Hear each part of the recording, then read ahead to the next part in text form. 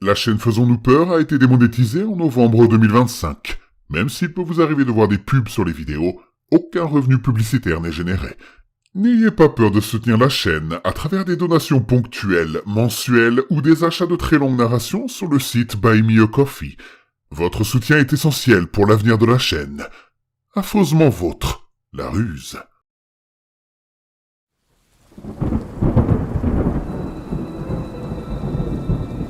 Attention, le contenu de cette vidéo peut heurter la sensibilité des plus jeunes. Vous êtes prévenus. N'ayez pas peur de laisser un pouce bleu, d'activer les notifications et de vous abonner si ce n'est pas déjà fait. La momie composée de plusieurs corps et le secret qu'ils ont voulu cacher. Si vous vous intéressez à l'étrange et au merveilleux, vous connaissez peut-être déjà le curieux cas des momies d'Uist. Découverts en 2001, les restes momifiés de 2 anciens habitants de l'île écossaise de South Uist intriguent et déroutent les archéologues depuis leur mise au jour. Enterrés profondément dans ce coin reculé du monde développé, les données scientifiques les plus récentes estiment que les 2 corps y ont été déposés il y a plus de 3000 ans. Leur squelette était contorsionné dans une position fétale anormale, et le photo publié à l'époque dans la presse nationale suffisait à mettre mal à l'aise. On affirmait que cette posture volontairement arrangée était courante dans les sépultures anciennes, mais il devint clair dès les premières semaines de fouilles que l'un de ces 2 individus n'avait rien d'ordinaire. Au départ, les archéologues accordèrent une grande importance au fait que ces sépultures constituaient la première preuve concrète que les peuples anciens des îles britanniques momifiaient leurs corps. Cela provoqua une vive agitation dans le milieu académique, et les recherches se poursuivent encore aujourd'hui pour retrouver les centaines, voire milliers, de dépouilles similaires supposément enfouies sous nos pieds. Les premiers tests révélèrent que les 2 corps avaient été immergés pendant au moins 1 an dans une substance acide peu après leur mort. On supposa alors qu'ils avaient été momifiés en étant plongés dans une tourbière voisine, une zone marécageuse sombre formée par des siècles d'accumulation de végétaux et d'animaux en décomposition, avant d'être laissés à l'air libre, peut-être pour être honorés ou servir d'avertissement pendant des centaines d'années. Les corps étaient remarquablement bien conservés, et les archéologues estimèrent qu'ils avaient probablement été conservés dans une hutte ou une structure primitive durant cette période. La raison demeure inconnue, mais certains avancèrent une importance cérémonielle, peut-être liée à une classe de prêtres vivant auprès de ces corps immortalisés, avant qu'ils ne soient finalement dissimulés dans un cercueil de pierre. Non sans avoir d'abord retiré une dent de chaque mâchoire pour les placer dans les paumes de leurs poings serrés et décomposés. Une pratique pour le moins étrange. La conservation par la tourbe enthousiasma les chercheurs, car il était possible que de l'ADN ait été préservé. On entama donc le délicat processus d'extraction génétique. C'est durant cette analyse que la Dr Greeley remarqua une anomalie. L'un des corps momifiés était constitué de parties provenant de plusieurs individus. D'abord attribué au hasard, peut-être un ancien cimetière perturbé par le temps, cette hypothèse fut catégoriquement rejetée par la Dr Greeley. Elle était convaincue que le corps avait été assemblé volontairement. L'équipe conclut néanmoins qu'il s'agissait principalement d'un homme d'environ 40 ans, avec au moins un bras, une partie de jambe et des côtes provenant d'autres personnes, et une mâchoire appartenant à une femme âgée. L'identification ADN complète était impossible. La Dr Greeley soutint que cet assemblage avait eu une signification rituelle, peut-être pour sceller des alliances ou revendiquer un territoire. Mais plus ses recherches avançaient, plus ses conclusions paraissaient extravagantes. Après des mois d'analyse, elle demanda à publier ses résultats. Face à la résistance de ses collègues, elle fut suspendue, jugée mentalement instable. Avant de quitter le laboratoire, elle emporta ses notes et un fragment d'os. 2 collègues restèrent en contact avec elle. Bien qu'ils reconnaissent que les preuves soutenaient ses idées, notamment que les os avaient été reliés par des cartilages, tendons et muscles, aucun n'osa soutenir publiquement l'idée qu'un corps assemblé de plusieurs individus ait pu vivre comme un seul être humain. Cela semblait impossible. Isolée, la Dr. Greeley poursuivit seule ses recherches, investissant tout pour trouver un nouveau site funéraire à Southwest. Elle engagea historiens et géophysiciens et finit par localiser un site similaire. Faute de moyens, elle entreprit elle-même les fouilles. Peu à peu, ces messages devinrent inquiétants, parlant de morceaux se déplaçant la nuit. 2 mois plus tard, le corps démembré, décapité d'une femme, fut retrouvé dans le fleuve Clyde. Il fut identifié comme celui de la Dr. Greeley. Pourtant, l'analyse médico-légale indiqua que le corps avait séjourné dans une tourbière pendant au moins 1 an, et donc bien plus longtemps que sa disparition ne le permettait. Cette histoire fonctionne comme une lente contamination du réel par l'impossible. Au départ, tout semble solidement ancré dans la rationalité. Une découverte archéologique, des datations scientifiques, des analyses ADN et des débats universitaires. Le décor est crédible, presque documentaire. Les momies de Southwest deviennent un mystère académique fascinant mais encore explicable. La tourbière conserve les corps. Les pratiques funéraires anciennes peuvent sembler étranges sans être surnaturelles. Nous sommes en terrain connu, celui de la science, face à l'énigme. Puis un détail fissure l'édifice. Un corps composé de plusieurs individus. Pas seulement mélangés par le temps, mais assemblés, volontairement. Et pire encore, reliés par des tissus organiques, comme s'il avait fonctionné comme une entité vivante. C'est là que l'histoire bascule. Mais elle ne nous montre jamais la créature. Elle ne prouve rien frontalement. Elle fait beaucoup plus subtil, elle montre le refus. Le véritable cœur du récit n'est pas le cadavre composite, c'est la réaction humaine face à l'inacceptable. Les collègues de la Dr. Greeley voient les preuves, ils savent que les données pointent vers quelque chose d'impossible. Mais admettre cette conclusion ferait exploser les fondations même de leur compréhension du monde. Alors, ils choisissent la contamination, l'erreur, la folie individuelle plutôt que la révision collective du réel. La science n'est pas présentée comme mauvaise, elle est présentée comme fragile, dépendante du consensus, dépendante de ce qu'on en est prêt à croire. Greeley, elle, incarne la figure classique du chercheur isolé, à la frontière entre génie et obsession. Est-elle brillante ou sombrant dans la paranoïa? Le récit entretient volontairement l'ambiguïté. Ces messages deviennent étranges, des morceaux se déplacent la nuit. On peut y lire la dérive mentale ou la lucidité que les autres refusent. Et puis vient la dernière torsion. Son propre corps est retrouvé, dépecé, décapité, et surtout marqué par un séjour d'1 an dans une tourbière, alors qu'elle n'a disparu que depuis quelques semaines. Ce détail final agit comme un écho glaçant. La tourbière, le temps impossible, le cycle. L'histoire suggère alors quelque chose de terrifiant sans jamais l'expliquer. Ces assemblages ne sont peut-être que des artefacts rituels. Ils ne sont peut-être pas restés immobiles dans leur tombe. Ils pourraient être des constructions vivantes, recréées, recomposées. Et si un corps peut être assemblé, un autre peut l'être aussi. La peur naît ici de 3 éléments majeurs.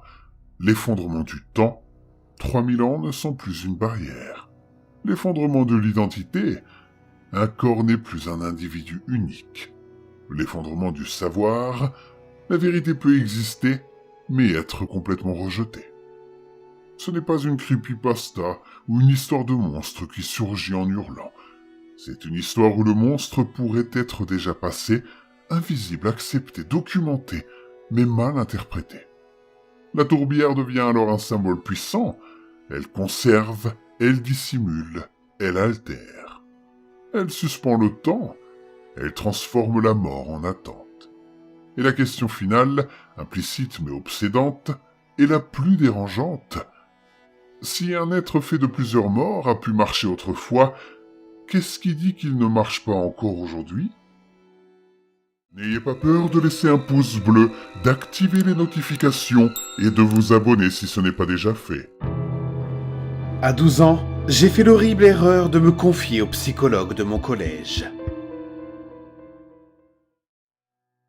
Quand j'avais 12 ans, j'en étais arrivé à la conclusion que tout le monde dans ce monde, y compris ma propre famille, était contre moi. Je n'ai jamais été un enfant à problème, mais mes parents me traitaient comme si je l'étais. Par exemple, je devais être rentré à la maison tous les jours à 17h pile. Cela limitait énormément mon temps pour jouer dehors. Je n'avais pas le droit d'inviter des amis à la maison ni d'aller jouer chez eux. Je devais faire mes devoirs immédiatement après être rentré de l'école, peu importe le temps que cela prenait. Mes parents refusaient de m'acheter des jeux vidéo et m'obligeaient à lire des livres, puis à écrire un compte-rendu pour prouver que je les avais vraiment lus. Même si toutes ces règles étaient très frustrantes pour l'enfant que j'étais, ce n'est pas ce qui me faisait le plus mal. Ce qui me blessait vraiment, c'était le manque total de compassion de mes parents. Ma mère était une femme amère qui me faisait toujours me sentir coupable pour le moindre accident ou la plus petite erreur.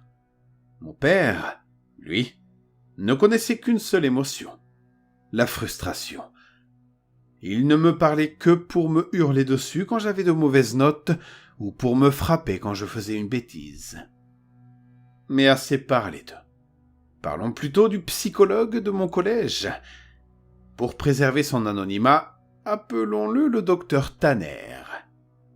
Comme dans la plupart des collèges, un psychologue était présent sur le campus pendant les heures de cours pour aider les élèves ayant besoin de soutien émotionnel, scolaire, social ou comportemental. Honnêtement, je n'ai jamais vu un seul élève parler avec le docteur Tanner. Chaque jour, en allant à la cantine, je passais devant son bureau et jetais un coup d'œil par la petite fenêtre de la porte. Il était toujours seul, en train de faire de la paperasse. Je me disais que la plupart des élèves avaient trop peur de parler de leurs problèmes à un adulte pratiquement inconnu. C'est pour cette raison qu'il m'a fallu 3 semaines pour rassembler assez de courage et entrer dans son bureau. Le 2 mars 1993, j'ai finalement décidé de lui parler de mes problèmes. Pendant la pause déjeuner, je me suis arrêté devant la porte de son bureau et j'ai frappé. À travers la vitre, je l'ai vu lever la tête, sourire et me faire signe d'entrer. C'est ce que j'ai fait. Il m'a accueilli en se présentant et en me demandant mon prénom. Le docteur Tanner parlait d'une voix douce et semblait rayonner de gentillesse. En moins de 30 minutes, je lui ai raconté en vrac à quel point mes parents étaient méchants avec moi et à quel point j'avais l'impression qu'ils ne m'aimaient pas du tout. Au bout d'un moment, ma voix s'est mise à trembler et je me suis arrêté de parler. Le psychologue m'avait écouté patiemment, les bras croisés, la tête hochant doucement. Je m'attendais presque à ce qu'il me dise que tout ce que je venais de dire était faux et que mes parents m'aimaient profondément, ce genre de discours, quoi. Mais il n'a rien fait de tout ça. Le docteur Tanner s'est penché vers moi avec un large sourire et a dit « Tu sais, je suis le meilleur psychologue scolaire du monde. Je te promets qu'on va arranger tout ça. » J'ai levé les yeux au ciel. « D'accord, mais comment ?» ai-je demandé. « J'ai mes méthodes. Je suis un homme de parole. Je te promets que d'ici d'1 mois, la relation entre toi et tes parents aura changé pour le mieux. Définitivement. » Après une courte pause, il a ajouté « Mais j'ai besoin que tu me fasses une promesse. Tu dois me promettre de revenir dans mon bureau demain après l'école et de ne dire à personne que nous avons eu cette conversation aujourd'hui. Ce sera notre petit secret. » J'ai promis. Le lendemain, je suis retourné voir le docteur Tanner après les cours. Il était environ 16 heures quand je suis entré dans son bureau. Après m'avoir chaleureusement accueilli, il m'a de nouveau demandé de m'asseoir en face de son bureau. En m'asseyant, je l'ai regardé fermer les stores de la petite fenêtre de la porte. « Voilà !» a-t-il souri. « Maintenant, nous avons toute l'intimité dont nous avons besoin. » Nous avons commencé à parler de mes goûts, de mes centres d'intérêt, de mes matières préférées, des professeurs que je détestais, de ce genre de choses. Environ 1 heure plus tard, le docteur Tanner m'a proposé un soda. J'ai accepté avec plaisir, puisque mes parents ne m'autorisaient jamais à boire ce genre de boisson gazeuse. Le docteur Tanner s'est penché vers son mini-frigo, a fouillé un peu, puis a posé 2 canettes déjà ouvertes sur son bureau. Ensuite, nous avons continué à discuter de ma vie. Mais peu de temps après, je me suis évanoui à cause de la drogue que le docteur Tanner avait mise dans ma boisson. Il m'a fallu un moment pour que ma vision floue s'éclaircisse à mon réveil. Et quand ce fut le cas, je ne savais absolument pas quoi penser. J'étais menotté à un lit, et ma bouche était scellée avec du ruban adhésif. J'ai immédiatement paniqué, me débattant et tirant sur les menottes. Mais j'ai vite abandonné. Mon regard s'est posé sur la pièce, et mes yeux se sont écarquillés d'incrédulité. Des posters de super-héros étaient accrochés au mur, et des photos de sportifs célèbres trônaient sur des étagères. Au centre de la pièce se trouvait une vieille télévision et une Super Nintendo, avec plusieurs cartouches empilées à côté. Je ne savais pas quoi penser. J'étais dans une pièce remplie d'objets dont la plupart des enfants auraient rêvé.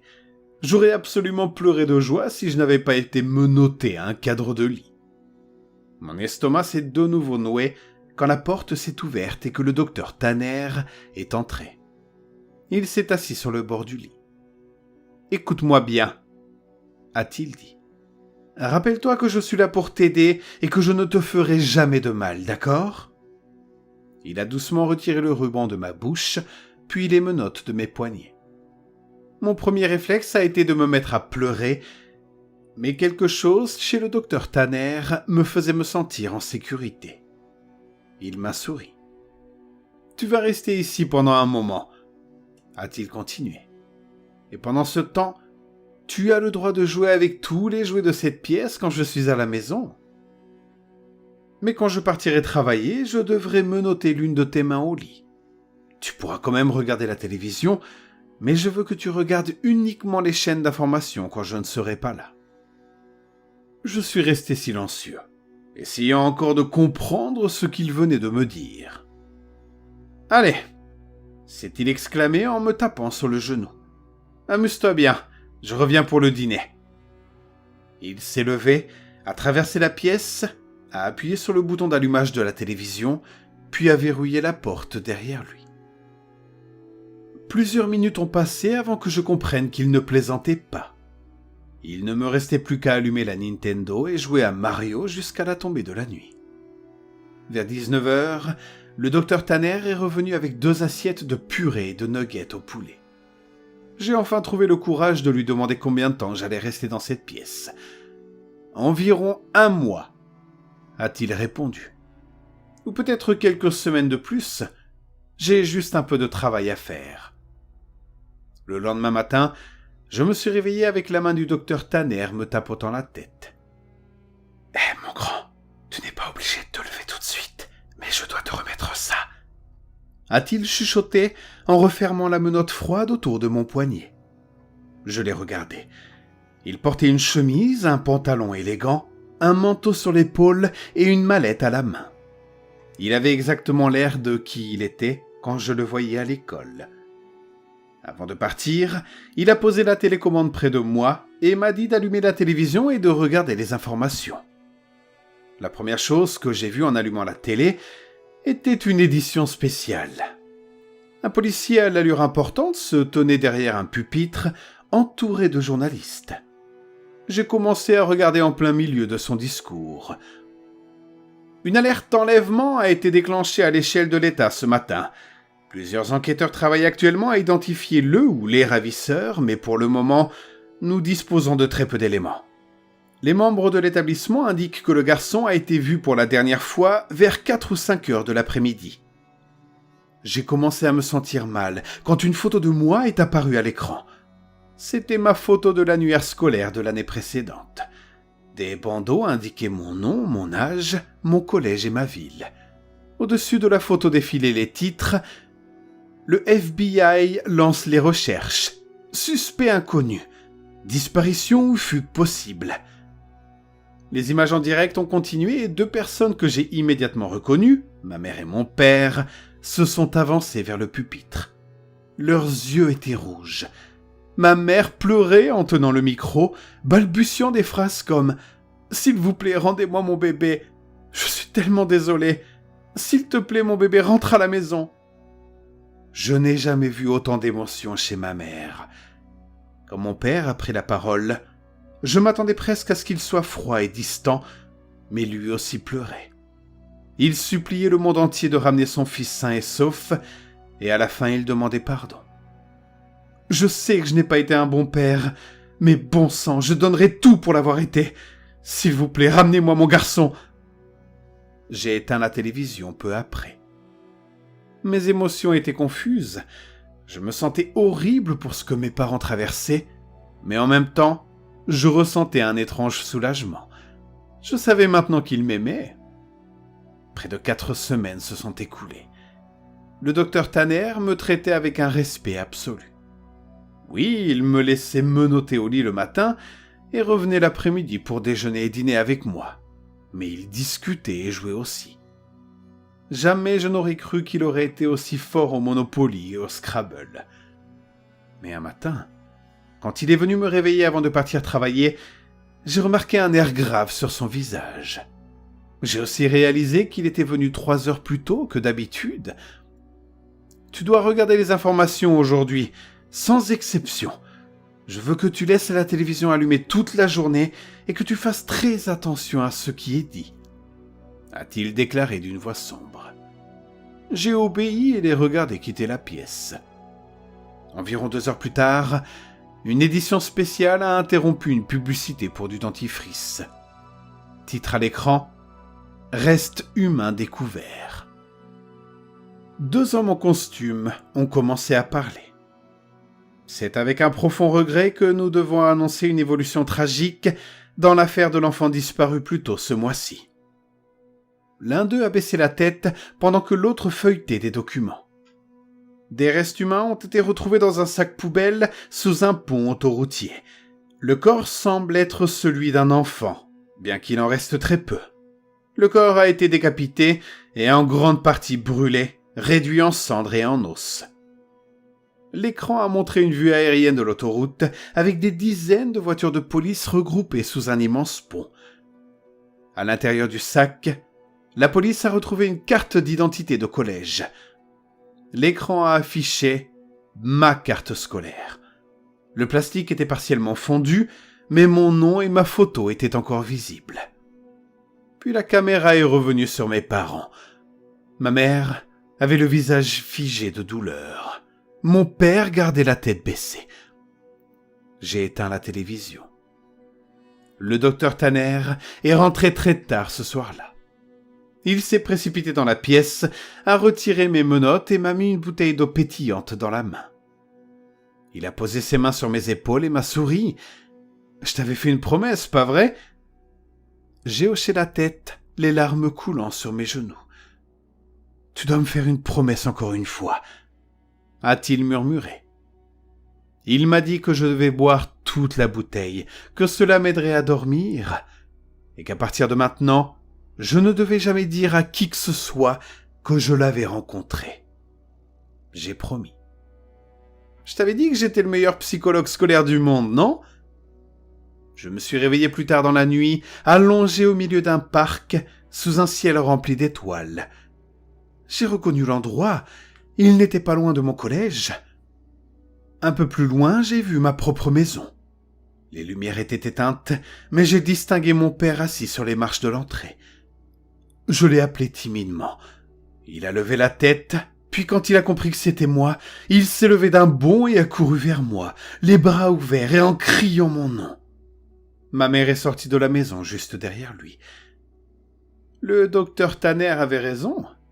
Tout a changé entre ma famille et moi. Mes parents sourient plus souvent et me traitent avec amour. Je ne pourrais pas rêver d'une fin plus parfaite. De temps en temps, je vois le docteur Tanner dans les couloirs du collège, allant et venant de son bureau. Nous évitons presque toujours de nous regarder ou de nous parler, mais parfois, il m'adresse un clin d'œil et un petit sourire en coin. Je tiendrai toujours ma promesse et ferai comme si je ne l'avais jamais rencontré. Mais une question restera à jamais dans mon esprit.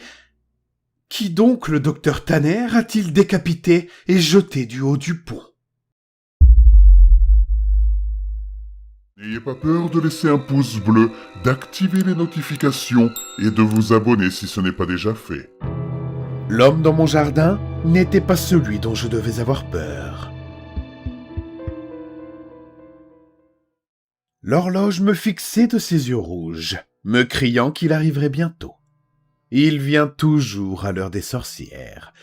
Bien sûr, je ne savais pas que l'heure des sorcières était 3 heures du matin, jusqu'à ce que je parle à mon ami de mon visiteur nocturne.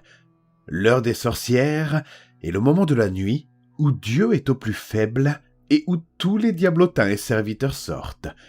Cet homme n'était évidemment pas un démon à 3 cornes, ni un serviteur maléfique du diable. Il avait l'air vieux et solitaire. J'avais de la peine pour lui. Il était probablement sans abri, sans famille, ni amis à qui parler. Chaque nuit, il est là, assis dans notre jardin. Chaque nuit, je veux sortir et lui parler, mais je n'arrive pas à trouver le courage. Il est simplement assis sur la balançoire faite d'un pneu, marmonnant pour lui-même. Il a l'air tellement seul. Heureusement, je n'ai aucun arbre près de ma fenêtre. Rien ne pourrait bloquer ma vue sur lui. Mon ami dit que c'est un piège pour m'attirer dehors, d'ailleurs. Il dit qu'un gamin comme moi ne réfléchit pas correctement à une heure si tardive. Alors évidemment, ce prince des ténèbres veut un repas facile, selon lui. Il veut juste que je sorte et bam! Je deviens un encas nocturne. Peut-être qu'il a raison, cependant. Pas pour la partie maléfique, mais pour le danger. Le vieil homme est peut-être fou. Être sans abri doit sûrement laisser des traces sur le corps. De toute façon, je ne le vois pas très bien depuis la fenêtre. Je vais y réfléchir et peut-être que demain soir, j'irai voir s'il est inoffensif ou pas. Le lit avait l'air si confortable que je n'ai pas pu m'empêcher de m'y laisser tomber. Je suis resté allongé, attendant que le marchand de sable mette sa poussière magique dans mes yeux pour m'emporter au pays des rêves. Le vent soufflait très fort dehors. J'entendais une branche d'arbre taper contre ma fenêtre. Je parie que l'homme avait froid. Je me demande s'il est assez malin pour trouver un abri. Mes yeux devenaient très lourds, mais le tapotement de la branche continuait à me tirer hors de ma paix intérieure. Je fixais le froid et l'obscurité, quand un frisson soudain a parcouru ma colonne vertébrale. Je m'en suis rappelé. Comme je vous l'ai dit tout à l'heure, je n'ai aucun arbre près de ma fenêtre. Je suis resté allongé, regardant la fenêtre au bout de la pièce. Je ne savais pas ce que cela pouvait être. Un loup-garou? Dracula? Un démon? Toutes mes peurs d'enfant me traversaient l'esprit. Il y avait une pleine lune ce soir même. Qu'avait dit mon ami à propos de l'heure des sorcières déjà? Que tous les maux de la nuit sortaient? Et en plus, c'était la pleine lune. C'était 2 fois pire. Les ombres de la pièce semblaient se rassembler autour de mon lit, prêtes à m'emporter vers quelque terrible caverne qu'elles appelaient maison. Une pensée m'a traversé l'esprit. Les ombres. J'ai regardé la fenêtre d'où la lune projetait sa lumière. Puis j'ai suivi cette lumière jusqu'au sol, et mon cœur s'est effondré. Là, sur le sol, se trouvait la silhouette sombre du haut du corps d'un homme. Une nouvelle peur m'a envahi. Pas aussi ridicule que les créatures des ténèbres. L'homme fou dehors. Peut-être qu'il était le prince des ténèbres, comme l'avait dit mon ami. Non. Je me comportais comme un enfant de 8 ans au lieu de l'adolescent que j'étais. Mes sens me sont revenus. Il voulait probablement simplement s'éloigner du vent, et il m'a vu éveillé à ma fenêtre. Alors il a certainement escaladé le côté de la maison jusqu'au 3e étage, pour taper à ma fenêtre et attirer mon attention. Mon cœur battait de façon incontrôlable. Son rythme régulier était devenu chaotique. La peur me paralysait. Mais je devais savoir ce qui se trouvait derrière ce putain de rideau. Une bataille entre survie et curiosité faisait rage en moi. La survie l'a emporté. J'ai simplement reculé d'un pas, puis je suis retourné lentement vers mon lit sans quitter la fenêtre des yeux. Quand je suis arrivé, j'ai tiré la couverture sur ma tête et j'ai prié. Prié de toutes mes forces pour que je sois en train de rêver. J'ai demandé un signe que je survivrais à la nuit. Dieu m'a fait savoir qu'il m'écoutait en produisant un bruit de coups à la porte de ma chambre. Un rythme lent, constant. Il ne ralentissait pas et ne s'accélérait pas. J'ai écouté quelques minutes. Plus j'attendais, plus les coups semblaient forts. Cela me rappelait presque le tapotement à la fenêtre. Puis une pensée terrifiante m'a frappé. J'ai rejeté la couverture sur ma tête, serré les yeux aussi fort que possible et essayé de les fermer encore plus fort. J'ai couvert mes oreilles avec mon oreiller pour bloquer les coups. Je suis resté ainsi dans mon cocon, ce qui m'a semblé une éternité.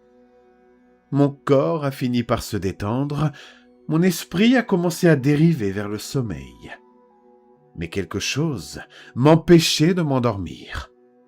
Ce n'étaient pas les coups, c'était le silence. Les coups avaient cessé. Peut-être que c'était parti. J'espérais que c'était parti. Je suis resté dans le silence, enveloppé dans mon cocon, essayant de sombrer dans le sommeil. Un nouveau bruit a commencé. Il n'était pas rythmique comme les deux précédents. C'était le bruit de quelqu'un qui marchait, quelqu'un qui accélérait le pas à chaque foulée, quelqu'un dans ma chambre. Les pas se sont arrêtés au bord de mon lit, et j'ai senti des yeux percer l'arrière de ma tête. J'entendais les gouttes de pluie tomber sur le sol. Je sentais la terre sur mes chaussures. Je goûtais l'odeur de moisi de ses vêtements. Je sentais sa respiration sur ma nuque. J'ai su alors que je ne survivrais pas à la nuit. Puis, j'ai entendu une voix grave, peut-être d'ailleurs plusieurs voix parlant ensemble. « Viens avec moi. » Je fixais l'homme tout le temps et ses lèvres ne bougeaient pas. Mais je savais que les mots venaient de lui. Ils résonnaient fort dans ma tête. Je ne voulais pas bouger. Je voulais juste me cacher sous mes couvertures jusqu'à ce qu'ils partent. Puis ils, ou eux, ont dit les mots qui changeraient ma vie à jamais. Ce n'est pas de nous que tu dois te cacher, mais si tu restes ici, ils pourraient te trouver. L'emploi du pluriel venant de cet homme aux multiples voix m'a effrayé et troublé. J'avais tant de questions, mais je devais d'abord affronter ma peur et suivre cette chose. Je me suis levé de mon lit et j'ai regardé l'homme. Il me fixait dans les yeux. Non, à travers les yeux. Les voix ont de nouveau parlé. « N'aie pas peur de nous. Nous allons te faire voir. Suis-nous !» Sur ces mots, l'homme s'est retourné et a sauté par la fenêtre. Je me suis senti obligé de le suivre. J'ai fermé les yeux et j'ai sauté auprès de lui. Je tombais, toujours plus bas. 3 étages, c'est long pour quelqu'un de ma taille. À mesure que le sol se rapprochait, je m'attendais à ce que la chute ralentisse, à atterrir parfaitement sur mes pieds. J'attendais que l'homme tende les bras et me rattrape. J'attendais qu'il se produise quelque chose de magique, un miracle. Le bruit sec de mes os frappant le sol n'était pas ce que j'attendais. Je suis resté allongé sur le dos. Je sentais le sang couler dans ma tête et s'échapper par mon oreille. Ma vision était floue et le froid s'installait. J'ai vu une silhouette se tenir au-dessus de moi. Les voix ont prononcé leurs derniers mots. C'était la façon la moins douloureuse de t'aider. pardonne-nous. Le seul endroit où tu peux vraiment te cacher et ne jamais être retrouvé, c'est la mort. N'ayez pas peur de laisser un pouce bleu, d'activer les notifications et de vous abonner si ce n'est pas déjà fait. L'oiseau blanc du pont Toulier.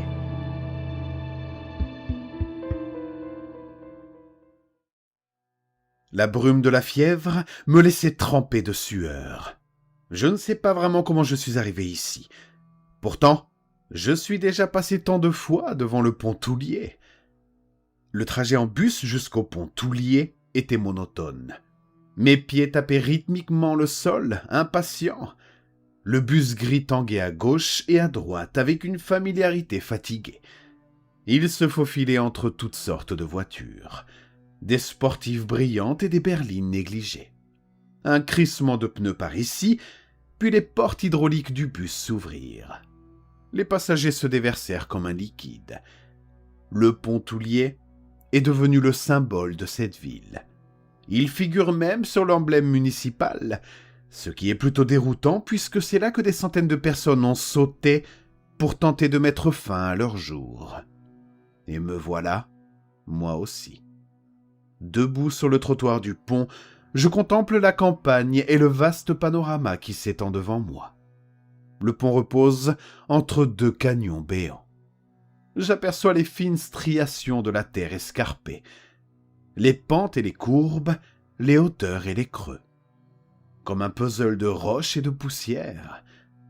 Le ciel au-dessus flamboyait d'orange et les rayons du soleil se pliaient pour tomber sur la surface irrégulière du canyon. Pendant un instant, j'ai songé à ne pas sauter. Le paysage m'a frappé de plein fouet. Mais je savais que ce n'était qu'un nuage rose destiné à virer au gris perçant plus tard. La douleur de vivre avait un goût métallique et acide dans ma bouche. Je voudrais la recracher, mais elle revient sans cesse comme une marée infinie. C'est stupide que la municipalité n'ait rien fait pour empêcher les sauts, à part quelques annonces de sécurité inutiles. Sur le trottoir du pont Toulier, je ne vois aucune barrière assez haute pour dissuader qui que ce soit. C'est comme si le pont murmurait « Vas-y, saute, je t'emmènerai là où tu n'as jamais été, rien de mal ne peut arriver. » Le vide est ouvert, accueillant. La terre d'où nous venons sera celle où nous nous décomposerons. Soudain, un oiseau descendit lentement et se posa à côté de moi. Il avait des plumes blanches comme l'ivoire. Il était petit, à peine gros comme un poing, mais d'apparence âgée. « Ce n'est pas la faim, mon ami, » dit l'oiseau. C'est réel ? Ou est-ce que c'est un délire de fièvre ?»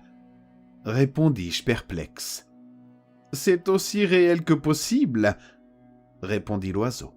« Alors comment communiquons-nous » Ma voix était devenue dure et curieuse.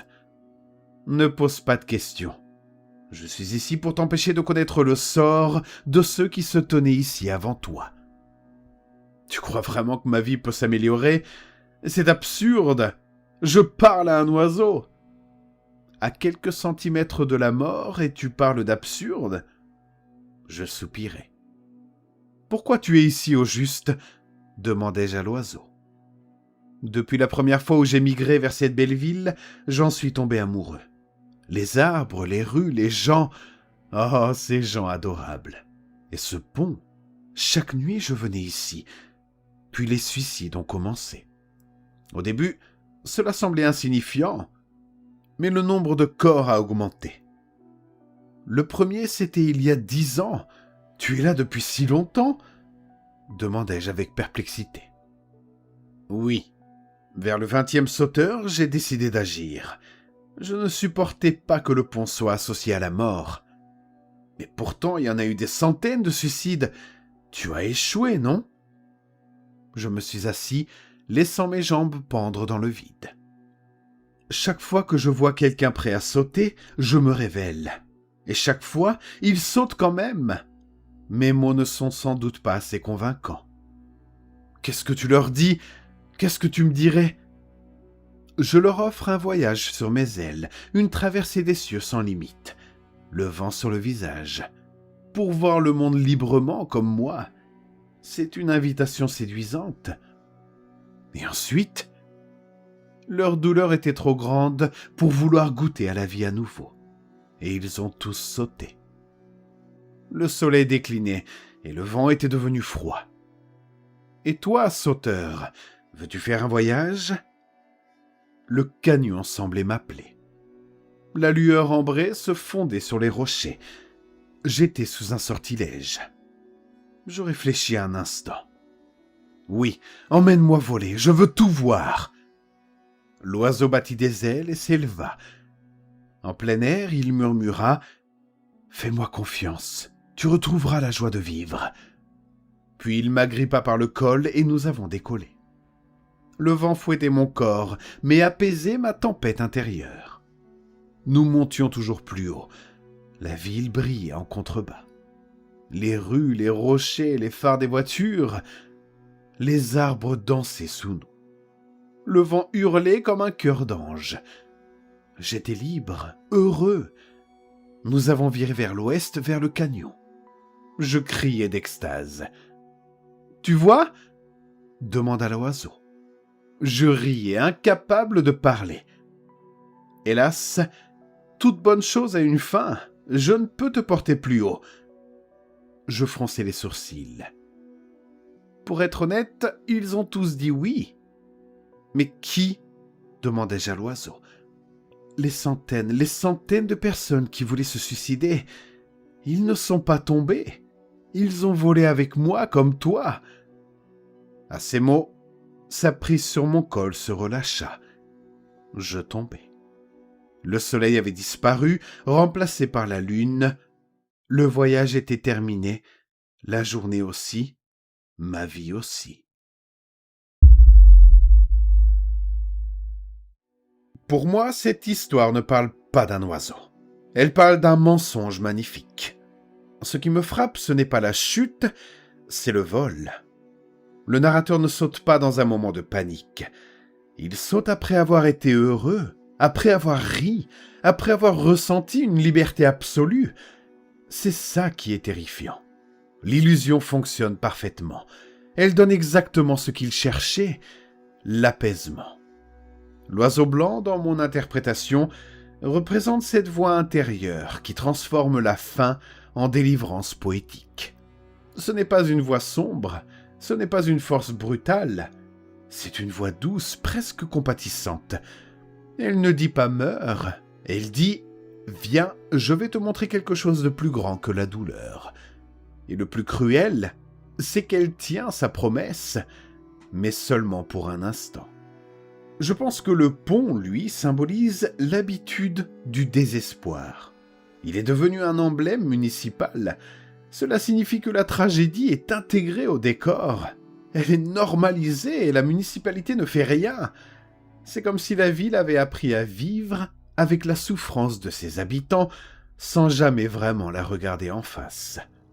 C'est une sorte d'allégorie de notre société dans laquelle les dirigeants se foutent complètement que les gens souffrent. Et ce qui me touche profondément aussi, c'est la phrase « Pour être honnête, ils ont tous dit oui » que prononce l'oiseau dans l'histoire. Cela suggère que la tentation de disparaître n'est pas rare ni exceptionnelle, elle est universelle. À un moment ou un autre, beaucoup ont entendu cet oiseau. Beaucoup ont senti cette promesse de légèreté. Mais l'oiseau révèle aussi quelque chose d'encore plus dérangeant. Il n'est pas assez fort pour porter quelqu'un indéfiniment. L'illusion ne peut jamais durer. Le soulagement absolu est impossible. La gravité finit toujours par reprendre ses droits. Dans ma lecture, l'oiseau n'est ni ange ni démon. Il est l'euphorie dangereuse qui précède parfois une décision irréversible. Il est ce moment où tout semble clair, lumineux, presque beau. Ce moment où la douleur paraît enfin s'éloigner. Et la chute représente le retour brutal au réel, mais trop tard. Ce texte me donne l'impression que la plus grande menace n'est pas le désespoir violent, c'est le désespoir apaisé. celui qui vous fait croire que tout est sous contrôle, celui qui vous offre un dernier coucher de soleil spectaculaire avant la nuit éternelle. Ce n'est pas une histoire sur la mort, c'est une histoire sur la façon dont l'esprit peut transformer la fin en voyage, et sur le danger qu'il y a à confondre la sensation de liberté avec la disparition. N'ayez pas peur de laisser un pouce bleu, d'activer les notifications et de vous abonner si ce n'est pas déjà fait. La cosmonaute envoyée en secret avant Youri Gagarin. Officiellement, Youri Gagarin fut le premier être humain à atteindre l'espace. Son vol historique d'avril 1961 lança véritablement la course à l'espace.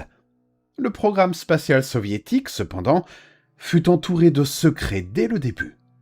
Depuis longtemps, des questions persistent quant à l'existence de cosmonautes perdus. Ces individus partis au-delà de notre atmosphère au prix de leur vie, dont l'échec, et même l'existence, auraient été effacés par le gouvernement soviétique afin de sauver la face. Depuis une station d'écoute située juste à l'extérieur de Turin, en Italie, 2 radioamateurs scrutaient le ciel depuis les années 1950. En octobre 1960, soit 6 mois avant le vol de Gagarine, ils captèrent une étrange transmission venue de l'espace. À travers une mer de parasites, perça la voix fantomatique d'une femme qu'ils parvinrent à enregistrer. Elle parlait russe, et bien qu'ils n'en comprennent pas les mots, la détresse dans sa voix était évidente. Elle semblait ravaler ses larmes en prononçant ces phrases. Puis les parasites revinrent, engloutissant sa voix comme une vague. Peu après, les opérateurs obtinrent une traduction. « Personne ne saura jamais », répétait-elle. « Personne ne saura jamais. Personne ne saura jamais. » Ces mots s'avéraient prophétiques, car en effet, personne ne saurait qui était cette femme mystérieuse, ni pourquoi elle avait prononcé ces paroles. Jusqu'à maintenant. En grandissant, les plus grandes vitesses que Rosa Ivanova ait jamais connues furent sur le dos de son cheval préféré, Agrippin, galopant à travers les collines ondulantes de la campagne d'Irkoutsk. Elle ne s'était jamais sentie aussi libre que sur cette puissante monture, imaginant presque que ses sabots quitteraient le sol au sommet de chaque colline, pour ne plus jamais y retomber. Puis vint la guerre, brisant les illusions de jeunesse. Comme tant de familles russes, la sienne connut la perte et les privations. Rosa n'aimait pas en parler. Elle eut néanmoins la chance d'obtenir une éducation à Moscou dans les années suivantes. C'est à l'université qu'elle découvrit sa seconde passion après l'équitation, le parachutisme. Agrippin ne quitta jamais le sol, mais Rosa, ayant accompli cet exploit par elle-même, plongeait désormais avec joie vers la terre. La maternité et un passage en politique locale l'occupèrent après ses études. Pourtant, si sa soif d'aventure fut calmée, elle ne fut jamais éteinte.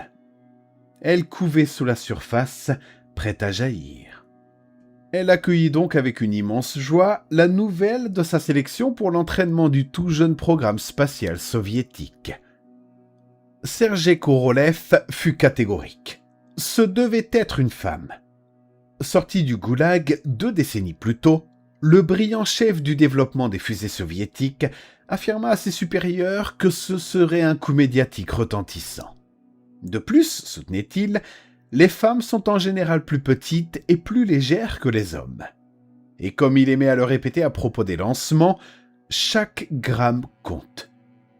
Ce n'est que récemment que la capacité d'emport avait dépassé celle nécessaire pour envoyer des chiens. Leur mort n'avait pas été un obstacle. Le Politburo fut rapidement convaincu. Première personne et première femme en un seul coup, que les Américains fassent mieux. Ils n'en auront pas le courage, lança un fonctionnaire sous les rires. Le processus de sélection commença. Lorsque l'équipe de Korolev trouva Rosa, il restait 9 autres candidates. Une à une, elles furent présentées au directeur. Nom ? Rosa Ivanova. Origine ?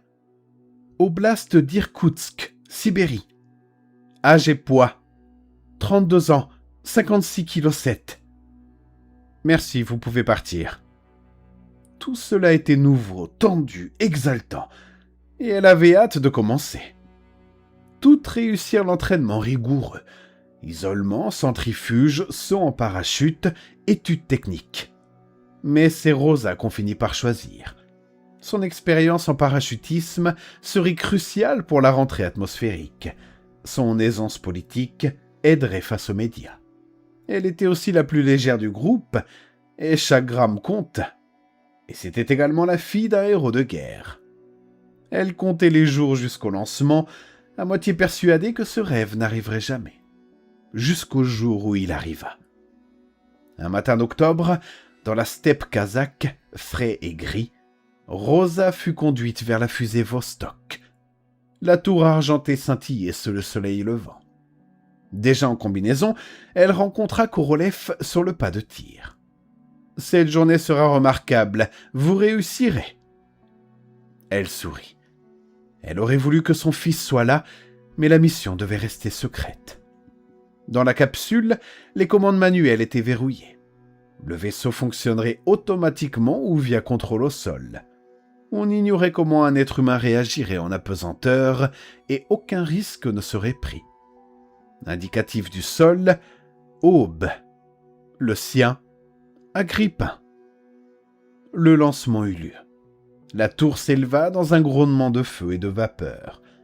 Les étages se séparèrent et 10 minutes après le décollage, toute sensation de vitesse disparut. Rosa flottait désormais en apesanteur. Sa mission, effectuer une orbite complète autour de la Terre avant la rentrée. Elle contemplait la Terre à travers le hublot, un mosaïque de mer, de montagnes et de nuages. 42 minutes après le décollage, elle signala qu'elle passait au-dessus des États-Unis. Les lumières de la Californie scintillaient dans la nuit. Si Spoutnik avait été un mal de tête, cela provoquerait une véritable crise de nerfs. Elle appela le contrôle au sol. Aucune réponse. Au sol, Korolev était au bord de l'effondrement. Puis la transmission revint. Rosa signala un objet artificiel en orbite plus haute. Elle distingua les lettres CCCP. Un vaisseau soviétique, gravement endommagé. Un trou béant dans le module. Et à l'intérieur, un occupant. Son corps était sectionné à la taille. Son visage était figé dans une grimace de décomposition. Ce n'était pas un homme. C'était un garçon d'environ 10 ans. Les chiens ne suffisaient plus. Il fallait un humain avant les Américains. Mais la capacité de charge n'était pas suffisante pour un adulte. Il ne pouvait pas attendre. Chaque gramme compte. Rosa pensa à son fils. « Un garçon! Vous avez envoyé un garçon !» Elle exigea que le monde sache qu'il avait été le premier. Silence radio. Puis, il ne peut pas être le premier dans l'espace, et vous non plus. Les propulseurs s'activèrent. Nous ne pouvons pas vous ramener. Les débris pourraient tomber entre de mauvaises mains. Elle comprit. Ils allaient l'effacer. La rétrofusée s'alluma. Sa trajectoire fut modifiée vers une orbite d'échappement sans retour possible. Sa capsule, son plus brave cheval, devenait son cercueil. Transie de froid, elle murmura « Mais personne ne saura jamais pour nous.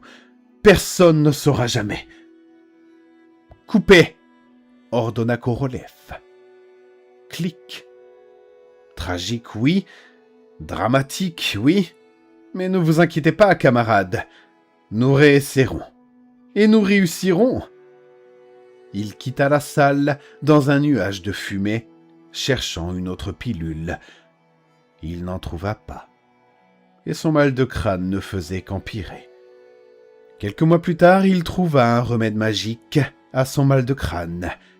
Le remède s'appelait Yuri Gagarin. N'ayez pas peur de laisser un pouce bleu, d'activer les notifications et de vous abonner si ce n'est pas déjà fait. On a emménagé dans l'ancienne maison d'un tueur en série. Je montais les vieilles marches en bois du porche, menant à ce qui allait devenir notre nouvelle maison. Elle était plutôt agréable. Il y avait un grand jardin derrière, entouré de fils barbelés, certes, avec un immense arbre et une solide balançoire faite d'un vieux pneu. Et surtout, les maisons voisines étaient à environ 1 kilomètre chacune. C'était la campagne, et ça se sentait. Par moments, le vent apportait l'odeur du fumier, et il suffisait d'ouvrir une fenêtre, et bam, l'odeur de bouse de vache.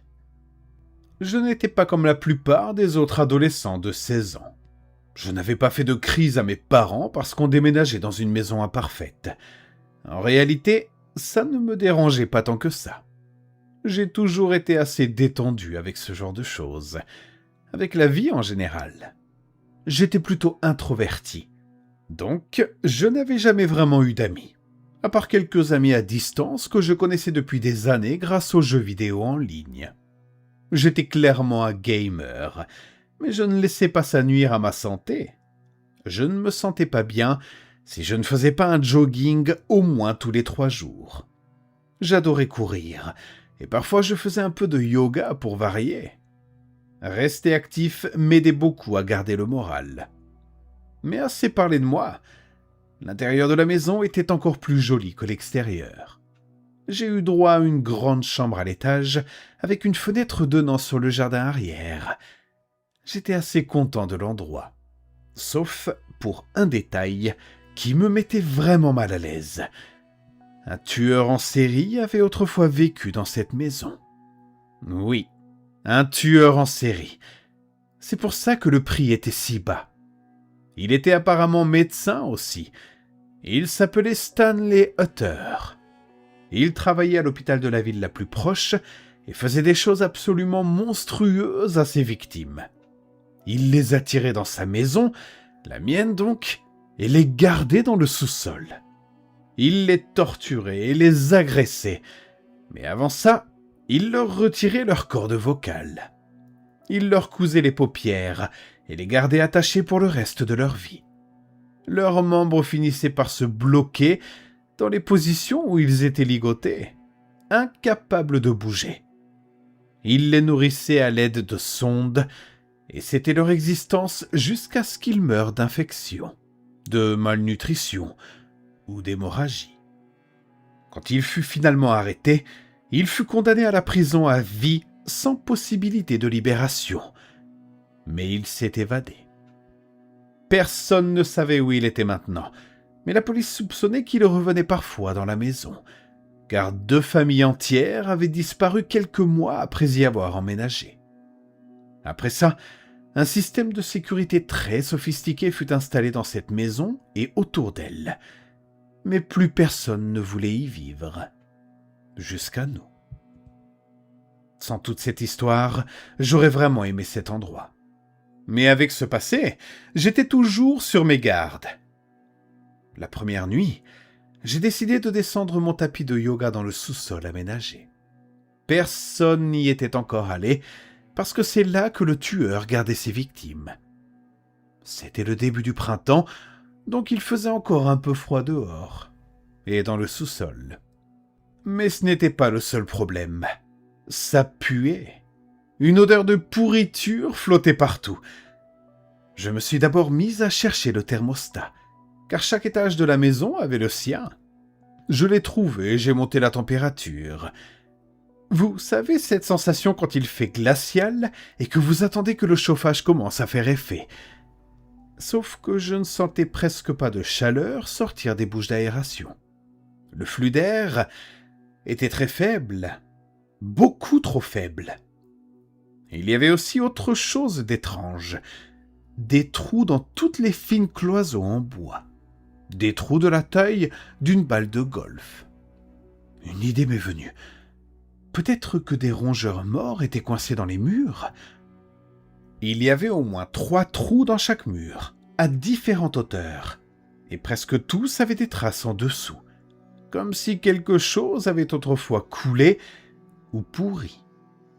Quand je me suis approché de l'un d'eux, une petite bouffée d'air chaud m'a soufflé au visage. Et cette odeur... Les tuyaux du chauffage étaient-ils cassés dans les murs ? Le peu de chaleur qui sortait de certains trous transportait cette odeur de décomposition. J'en ai parlé à mon père, qui est descendu voir. Il a confirmé l'odeur et a dit qu'il appellerait le propriétaire le lendemain. Il était presque 7 heures, et après la longue route, tout le monde était épuisé. Nous sommes tous allés nous coucher tôt. Le lendemain s'est déroulé sans problème. Les déménageurs sont arrivés avec le reste de nos affaires. Après une longue journée de déballage, nous étions enfin installés. Mon père avait bien appelé le propriétaire, mais il ne pouvait venir que le lendemain. Le soir, j'ai décidé de faire du yoga dans le sous-sol malgré l'odeur. Il faisait froid et silencieux. Je m'étirais sur mon tapis quand j'ai commencé à avoir une sensation étrange, celle d'être observé. Une pensée m'a traversé l'esprit. Et si ce malade vivait dans les murs et me regardait à travers ces trous ? Je secouai la tête. Ridicule. J'ai monté encore le thermostat, puis je suis retourné sur mon tapis. C'est alors que j'ai vu une partie du mur bouger. À ma grande horreur, il s'est lentement ouvert comme une porte cachée. Un homme grand, portant des vêtements médicaux couverts de sang, est sorti du mur. Il me regardait avec un sourire fou et tenait un scalpel. Je me suis mis à crier. Il s'est précipité sur moi, m'a plaqué au sol et a posé le scalpel contre ma gorge. « Sois un gentil garçon », murmura-t-il. À cet instant, la porte du sous-sol s'est ouverte brusquement. « Lucas ?» cria mon père. « Papa, aide-moi !» L'homme, Stanley Hutter, s'est jeté sur lui. Ils se sont battus. J'ai saisi ma chance, j'ai frappé Stanley à la tête avec mon pied et le scalpel est tombé. Je l'ai attrapé et je l'ai planté de toutes mes forces dans sa gorge. La police est arrivée rapidement. Je n'ai eu aucun problème pour l'avoir tué. C'était de la légitime défense. Mais le pire restait à découvrir. Dans les passages cachés à l'intérieur des murs, la police a trouvé des corps. En démontant les cloisons, ils ont révélé l'horreur. Des victimes étaient attachées à des poteaux dans les murs, les yeux cousus, les cordes vocales retirées. Chaque trou dans les murs correspondait à la bouche d'une victime. Ces trous servaient à les nourrir et à les faire respirer. Au total, 12 corps squelettiques furent retrouvés dans les murs, et 4 d'entre eux respiraient encore. N'ayez pas peur de laisser un pouce bleu, d'activer les notifications et de vous abonner si ce n'est pas déjà fait.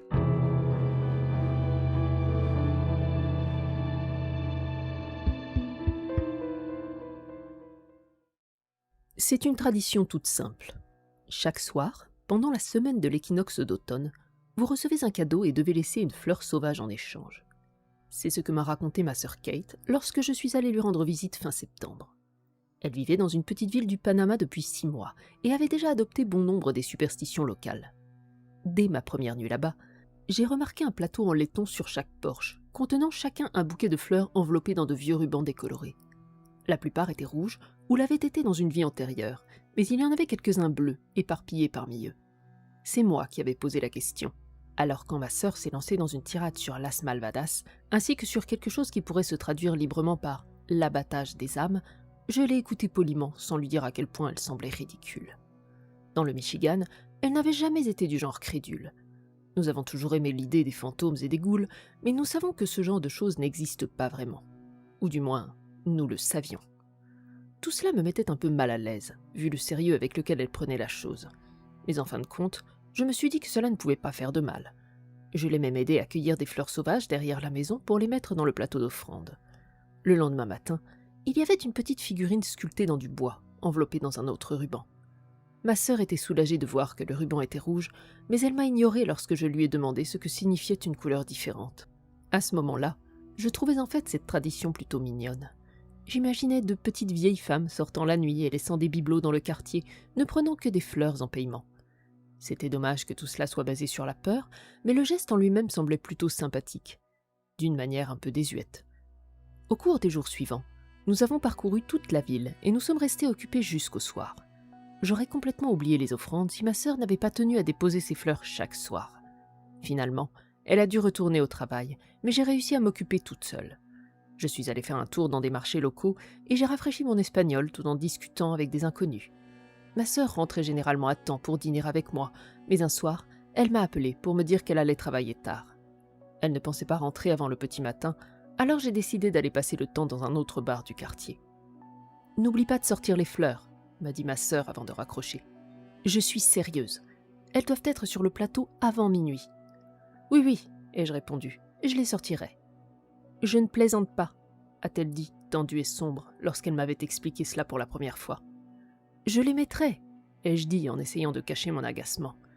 C'était une chose qu'elle veuille participer à cette activité ridicule, mais je ne devrais pas avoir à m'y impliquer. Mais bon, c'était une tâche simple, rien qui valait la peine de se disputer. Nous nous sommes dit au revoir et je me suis préparée à partir. Je suis rentrée vers 1h du matin et j'ai cherché mes clés bien plus longtemps que nécessaire. À ce moment-là, je ne pensais qu'à une chose, aller me coucher. Je me suis affalée sur le futon et j'étais sur le point de m'endormir quand je me suis souvenue des fleurs. Il m'a fallu toute mon énergie pour me redresser. Je me suis tournée vers la porte d'entrée qui me semblait soudainement à des kilomètres. J'avais promis à ma sœur et je ne voulais pas revenir sur ma parole. Mais plus j'y pensais, plus tout cela me semblait inutile. Elle ne remarquerait même pas que je n'avais pas mis les fleurs, puisque la personne qui venait les chercher les aurait déjà prises. Peut-être qu'elle ne recevrait pas de cadeau à cause de mon manque de suivi, mais je n'avais pas l'énergie de m'en soucier maintenant. Avec un pincement de culpabilité qui s'est rapidement transformé en irritation, je me suis retournée et je me suis endormie. Au matin, j'ai pensé à ce que ça ferait à ma sœur si elle découvrait la vérité. Elle en avait fait toute une histoire depuis le début, et je ne voulais vraiment pas que cela gâche toute ma visite. J'ai vérifié l'hôtel dès que je me suis levée, et à mon grand soulagement, il y avait un autre cadeau sur le plateau. Tout allait bien. Cette fois-ci, cela ressemblait à une poupée faite de brindilles et de poils d'animaux. Honnêtement, c'était assez effrayant. J'ai décidé de laisser ma sœur s'en occuper elle-même, puis je suis allée dans la cuisine pour prendre mon petit déjeuner. Je pensais que c'était fini, mais dès que ma sœur est sortie, elle a commencé à paniquer. « Qu'est-ce que tu as fait ?» a-t-elle crié. J'ai eu un haut-le-cœur, mais j'ai essayé de rester calme. « Quoi ? Qu'est-ce qui ne va pas ?» Elle a brandi le cadeau, me le mettant sous le nez comme s'il s'agissait d'une preuve accablante. Je ne comprenais toujours pas le problème, alors elle a pointé du doigt le ruban noué autour de la taille de la poupée. « Si tu avais mis les fleurs comme tu aurais dû le faire, ce serait rouge, pas bleu !» Je me suis sentie coupable pendant un instant, mais plus elle s'énervait, plus cela me faisait peur. J'avais peur qu'elle ne soit pas bien.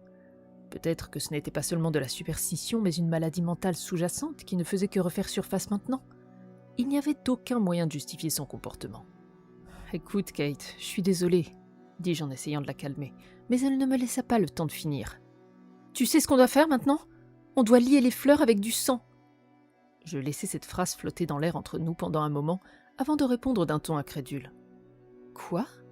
Tu as pris cette maison pour cible, et la seule façon d'apaiser les malvadas maintenant est de verser ton propre sang. » Je suis restée là, abasourdie, pendant qu'elle courait vers la cuisine. Je commençais sérieusement à avoir peur. Cela ne lui ressemblait pas de s'énerver pour un mythe local. J'aurais cru qu'elle se moquait de moi si elle n'avait pas été aussi sincèrement désemparée. Quand je l'ai finalement suivie dans la cuisine, je ne pouvais plus prétendre que ce n'était pas grave. « Qu'est-ce que tu fais ?» demandai-je en restant dans l'embrasure de la porte. Kate avait le couteau contre son poignet et le fixait au-dessus de l'évier. Sous son bras se trouvait une soucoupe, stratégiquement placée sous la zone qu'elle s'apprêtait à couper. « Arrête, Kate, tu me fais peur. S'il te plaît, arrête ça !» Elle m'a regardée, des larmes coulant sur son visage, et j'étais partagée entre l'envie de la réconforter et celle de l'emmener aux urgences. « Kate, tu es malade. Il faut t'emmener voir un médecin. »« Ne sois pas condescendante avec moi !» a-t-elle crié, et j'ai appuyé mon dos contre le mur. Elle ne m'avait jamais crié dessus comme ça auparavant. Kate se retourna vers l'évier, puis s'essuya les yeux du revers de la main. « Je sais que tu ne comprends pas. Tu penses que je suis folle. C'est parce que tu ne l'as jamais vue. J'ai dégluti. Kate, allez, pose ce couteau. Kate a secoué la tête et s'est à nouveau tournée vers moi. Nous devons arranger les choses. J'ai fait un pas timide vers elle, observant ses mains avec attention. Se faire saigner ne va pas arranger les choses. Elle a de nouveau secoué la tête avec plus d'insistance. « Je sais », a-t-elle murmuré. « Il faut que ce soit toi. » Je me suis à nouveau figée, effrayée à l'idée de m'approcher davantage. « Kate, tu me fais peur. Tu veux me faire du mal maintenant ?»« Non !» a-t-elle crié. « Je ne veux pas te faire de mal. Je veux te protéger. Et je pensais que peut-être, si je le faisais moi-même, tu serais en sécurité. Mais je sens dans mes tripes que ce n'est pas vrai. C'est toi qui as merdé. Ça doit être ton sang. »« Waouh, attends !» ai-je dit en reculant. Elle a serré le couteau plus fort et fait un pas vers moi. « Je sais que tu ne me crois pas, mais je dois le faire, » dit Kate. « S'il te plaît, ne te bats pas avec moi. Je ne veux pas que ces choses t'arrivent. » À ce moment-là, je ne savais pas du tout comment réagir. Malgré ce qu'elle disait, elle avait l'air d'être ma sœur habituelle, rationnelle, mais en plus larmoyante. Je n'arrivais pas à me faire à l'idée qu'elle pensait que me couper empêcherait des sorcières maléfiques de se venger de nous. « Quelle chose ?» demandai-je, presque effrayée à l'idée de le découvrir. Avait-elle vu quelque chose se produire dans cette ville isolée ? Un traumatisme peut avoir des effets sur le psychisme d'une personne, lui faire croire des choses qu'elle n'aurait pas crues autrement. Je crois qu'on appelle ça un mécanisme d'adaptation pour essayer de donner un sens à l'insondable. Les yeux de Kate se sont croisés avec les miens, le désespoir dans son regard. « Ils n'ont pas de corps à eux, » dit-elle, l'hystérie s'estompant pour laisser place à un calme désolé. « Ils doivent se développer dans un vaisseau choisi. Si tu ne répares pas ce que tu as fait, elle pourrait te choisir pour être son vaisseau. Ou pire. »« Kate, allons-y, » ai-je dit. « Allons en ville et prenons un motel. Comme ça, on n'aura pas à s'inquiéter des malvadas, des malédictions ou de ce genre de choses. »« Ça n'a pas d'importance, » dit-elle en brandissant le couteau. « Ils te trouveront où que tu ailles. Il est trop tard. Tu n'as qu'une seule option. » Elle a tendu le bras et a saisi mon poignet avec plus de force que je ne l'aurais cru. « Kate, arrête !» dis-je en me retirant. « Tout ce que tu avais à faire, c'était d'offrir des fleurs, » s'est-elle emportée. « Ce n'était pas difficile. Mais tu n'as même pas pu faire ça, et maintenant je dois faire couler ton sang. » J'ai serré la mâchoire à cette accusation, et j'ai arraché mon poignet de son emprise. Maintenant, je me fâchais. J'avais été indulgente avec elle jusqu'à présent, mais elle devenait ridicule. Je ne risquais pas d'attraper le tétanos à cause d'une superstition de l'arrière-pays. « Ça suffit, Kate, tu es folle. »« Je ne m'attends pas à ce que tu changes d'avis, dit-elle, mais il faut que tu fasses ça pour moi. » Elle m'a regardé fixement, hérissée par mon silence stupéfait. « Tu dois le faire pour moi. Donne-moi ton bras. Pourquoi fais-tu cela ? Depuis quand laisses-tu le folklore contrôler ta vie ? Tu n'es pas la sœur que je connais. » « Eh bien, tu n'auras pas de sœur du tout si tu ne me donnes pas ton putain de bras !» La pièce redevint silencieuse. Bien qu'elle n'ait pas bougé, je pouvais voir le soupçon de regret sur le visage de Kate, réalisant ce qu'elle avait dit sous l'effet de la peur et de la colère. Mes yeux commencèrent à me brûler, et ma vision se brouilla. « Qu'est-ce que tu racontes ? Tu me couperais sérieusement les vivres à cause de cette merde ?» demandai-je en serrant les dents. Kate ne me regardait plus. La rage montait en moi. « Très bien !» j'ai craqué. « Tu dois me couper pour tes superstitions à la con. Fais-le. Apparemment, c'est plus que... » Kate me saisit à nouveau le poignet, et avant que je puisse finir ma phrase, elle avait passé le couteau sur mon bras, laissant une blessure peu profonde, mais douloureuse, juste en dessous de mon poignet. « Putain de merde, Kate !» m'écriai-je en m'agrippant à mon bras en me retournant. « Tu m'as coupé, putain ! J'arrive pas à croire que tu l'aies fait !»« Je suis désolée, » dit-elle tout en attrapant la soucoupe, en la tenant sous mon entaille dégoulinante. Le sang a coulé sur l'assiette, s'écoulant entre mes doigts jusqu'à ce qu'elle pose la soucoupe sur le comptoir et me donne un chiffon. « Mets de la pression dessus, » a-t-elle dit, le ton bas et vaincu. Ce qui était surprenant, vu qu'elle avait obtenu ce qu'elle voulait à mes dépens. « C'est quoi ce bordel, Kate ?» ai-je dit, la voix beaucoup plus douce maintenant, les larmes aux yeux. Elle s'est retournée et a quitté la pièce, se dirigeant vers le jardin où je supposais qu'elle allait cueillir des fleurs sauvages. Je suis restée où j'étais pendant un long moment, appuyant sur la coupure et respirant à travers l'agonie jusqu'à ce que Kate ait fini de lier les fleurs et m'aide à bander mon bras. À partir de ce moment-là, un silence pesant s'est installé entre nous. Kate semblait être devenue elle-même, peut-être juste soulagée.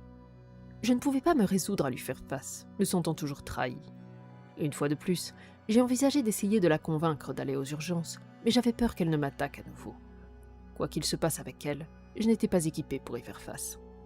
Lorsque Kate m'a finalement parlé, c'était pour me dire qu'elle passait la nuit chez une amie. Elle pensait que nous avions toutes les deux besoin d'un peu d'espace, l'une par rapport à l'autre. Je lui en étais reconnaissante, car je n'appréciais pas particulièrement sa compagnie en ce moment. Kate est partie sans dire au revoir, et j'ai passé le reste de la soirée à regarder la télévision et à bricoler sur mon ordinateur portable. Je n'arrivais pas à me sortir de la tête les choses que Kate avait dites et faites, et j'ai brièvement envisagé de retourner au bar pour noyer mon chagrin. Cependant, compte tenu du fait que c'est l'état d'ébriété qui avait provoqué le conflit, j'ai décidé de ne pas tenter ma chance. La colère que j'éprouvais à l'égard de Kate s'estompait lentement, pour laisser place à l'inquiétude. Je ne savais pas comment nous allions gérer cette situation. Pouvait-on revenir de ce genre de dispute insensée ? Je me suis dirigée vers la cuisine pour prendre de l'eau, et en passant devant la fenêtre du salon, j'ai remarqué que quelqu'un se tenait de l'autre côté de la rue, sans bouger. Je l'avoue, ma première réaction a été de mouiller mon pantalon, et un son étouffé et involontaire m'a échappé, comme si on m'avait donné un coup de poing dans le ventre. Mais une fois que mon estomac a cessé de faire des sauts périlleux, je me suis approchée prudemment de la vitre, et j'ai regardé dans la nuit. Les lampadaires étaient juste assez lumineux pour que je puisse distinguer une vieille femme, toute de noir vêtue. De mon point de vue, je ne pouvais voir que son profil, mais sa robe était assez distincte. Elle portait de lourds anneaux et bracelets aux bras et aux mains. Une série de chaînes pendait à son cou. Sa robe était si longue qu'elle traînait sur le sol, et elle portait un foulard sur ses cheveux, ce qui cachait en grande partie ses traits. Cependant, lorsqu'elle s'est retournée, j'ai pu voir clairement son visage rouge et couvert de cuir. « Ah, les Malvadas sont arrivés », me dis-je en ricanant sombrement. Une partie de moi voulait sortir et confronter la femme, comme si c'était de sa faute si ma sœur perdait les pédales. Au lieu de cela, je l'ai observée depuis le salon, tandis qu'elle traînait de l'autre côté de la rue. Elle a tourné autour du perron pendant un moment, regardant de droite et de gauche, avant de sortir quelque chose de sa poche. Un cadeau, probablement, confirmé lorsqu'elle a ramassé la botte de fleurs sauvages qui trônait dans l'autel du perron. À ce moment-là, j'ai souhaité que ma sœur puisse le voir. Je voulais qu'elle affronte la chose qu'elle avait construite dans son esprit, qu'elle puisse mettre un visage sur sa peur irrationnelle. Simplement une petite vieille qui avait fait l'échange, puis s'est éloignée dans la nuit sans se retourner. Une seule maison apparemment. Je me suis demandé si elle reviendrait pour le reste des fleurs, ou si d'autres personnes étaient impliquées dans le processus. Quoi qu'il en soit, j'ai éteint la lumière du salon pour ne pas effrayer les autres femmes âgées qui pourraient passer. J'étais encore amère à propos de toute cette histoire, mais je n'avais pas vraiment envie d'avoir une autre grosse dispute avec Kate. J'ai passé le reste de la soirée à paresser, appréciant d'avoir du temps pour moi. C'était agréable, jusqu'à ce que, vers minuit, je remarque que le silence était devenu anormal. Pas de gazouillis d'insectes, pas de bourdonnement de la civilisation. Cela m'a un peu troublée. Cependant, ce calme me permettait de me détendre et de me plonger dans un roman policier que j'étais en train de lire, alors je l'ai chassé de mon esprit. J'ai même commencé à m'endormir, le livre à la main. Un fracas soudain coupa le silence sinistre et me fit me lever à moitié, avant même que j'aie pu l'assimiler. Mon cœur battait la chamade sous l'effet de la peur, mais après un moment, je repris mon souffle et me hissai sur la pointe des pieds jusqu'à la fenêtre. J'ai regardé de droite à gauche, ne voyant d'abord rien dans la rue qui puisse expliquer le bruit. Mais avant de me détourner, j'ai vu une silhouette au bout du pâté de maison. À côté d'elle, une poubelle avait été renversée, crachant des détritus le long de la route. Voilà qui expliquait tout. Un type avait renversé la poubelle, et l'absence de grillons ou de bruit de circulation avait rendu la chute particulièrement bruyante.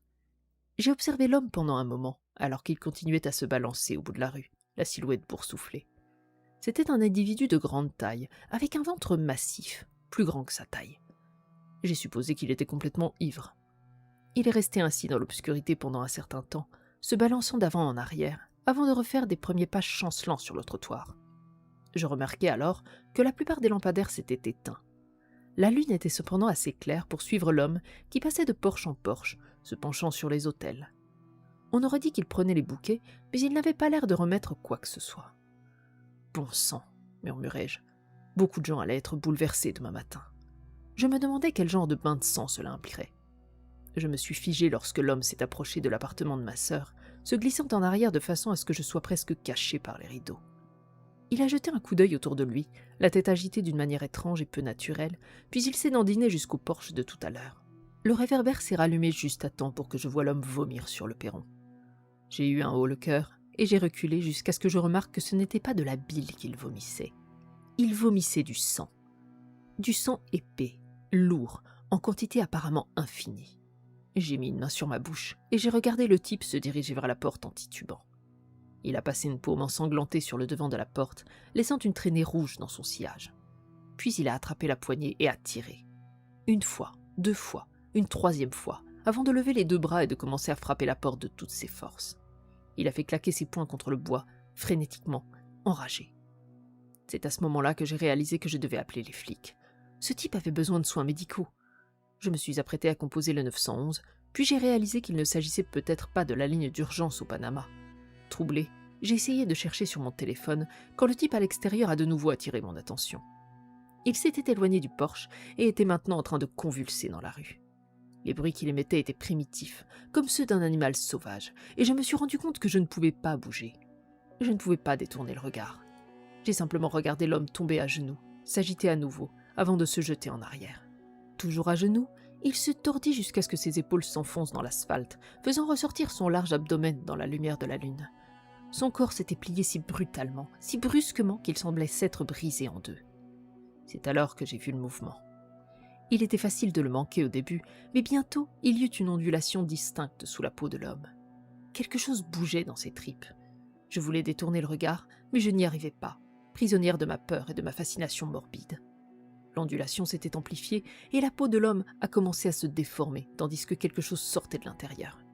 Cela me faisait penser à un ballon que l'on étire le plus possible, assez fin pour que l'on puisse voir à travers. La pression était telle qu'il était tiré jusqu'à sa limite. Puis, il s'est brisé. Une main sortit des entrailles de l'homme, s'élançant dans l'air comme un élastique tendu que l'on relâche. L'homme continua à convulser, tandis que son ventre se déchirait de l'autre côté, et une autre main en sortit, agitant ses doigts dans l'air frais de la nuit. Les mains fléchirent, puis plongèrent leurs longs ongles dans ce qui restait de peau. Elles déchirèrent l'homme, libérant davantage de ce qui se trouvait à l'intérieur, tandis qu'une épaisse chevelure émergeait, puis le début d'un corps maigre et tordu. De la vapeur s'échappa de l'homme lorsque la chose se libéra, ses entrailles se répandant dans la rue.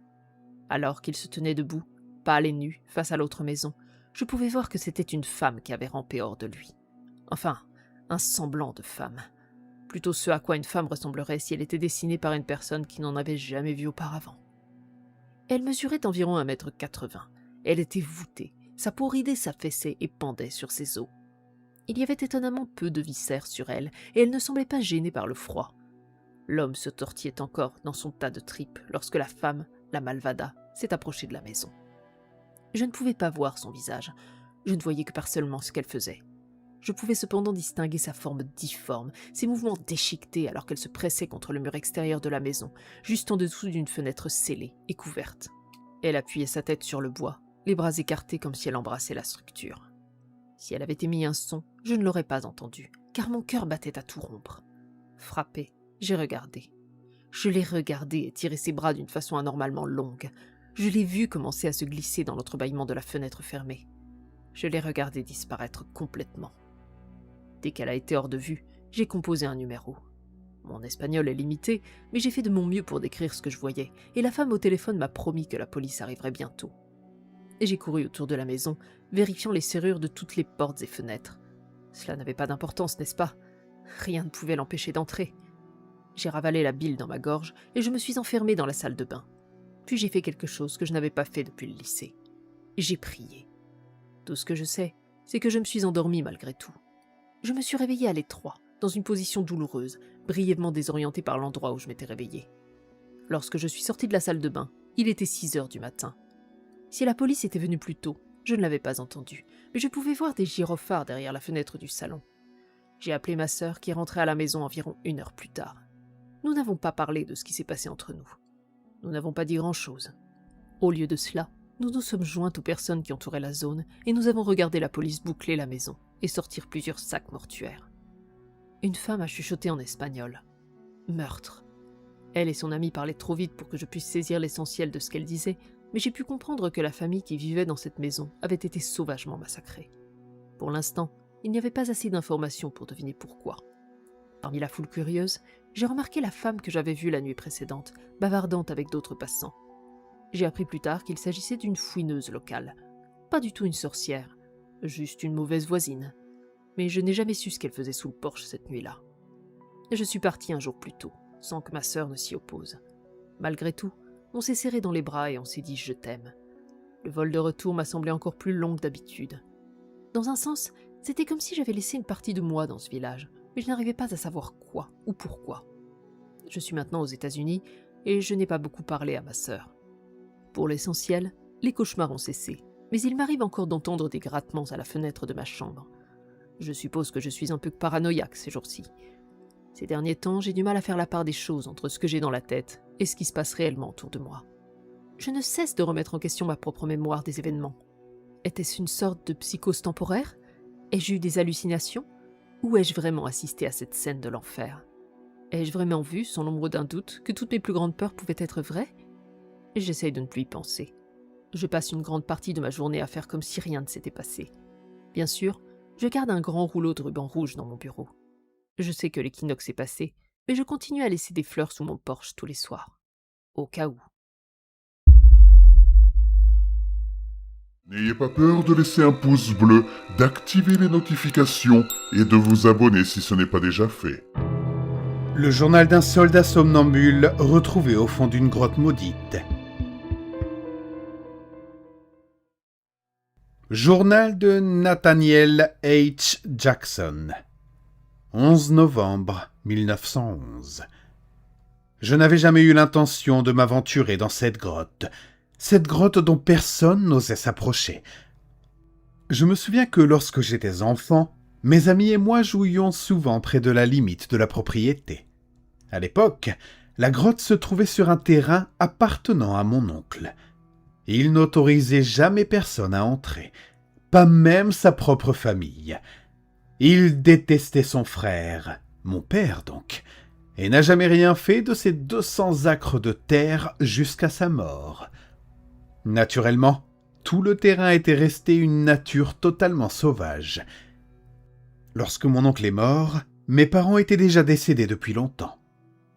Comme j'étais l'aîné de la famille, la propriété m'est revenue de droit. Que mon oncle ait voulu ou non que j'en hérite, je ne le saurai jamais. Avec l'héritage laissé par mon père, j'ai fait construire une belle demeure sur la propriété. Je suis actuellement en train de nettoyer et d'aménager le terrain. Comme je n'ai pas besoin d'autant d'espace, je suis en train de vendre certaines parcelles. Jusqu'à présent, cela n'a posé aucun problème. En réalité, la propriété est assez agréable avec un peu d'entretien. La grotte est la seule exception. Je ne peux pas déterminer s'il s'agit de loups ou de coyotes, mais ils représentent une menace. Et c'est aussi l'une des raisons qui m'ont poussé à enquêter sur cette grotte. Il semble qu'une sorte de créature vive à l'intérieur. Il existe probablement une explication logique à ce qui s'y trouve, mais la légende qui entoure cet endroit remonte à plusieurs décennies. Pendant la guerre, un groupe de soldats confédérés traversa le territoire qui m'appartient aujourd'hui. Ils découvrirent la grotte et décidèrent d'y camper pour la nuit. L'un des hommes souffrait de somnambulisme et pendant son sommeil, il s'enfonça profondément dans la caverne. Il marcha jusqu'à un précipice et tomba d'environ 60 mètres. Lorsque les autres soldats se réveillèrent le lendemain matin, ils ne trouvèrent pas leur compagnon et partirent à sa recherche dans la grotte.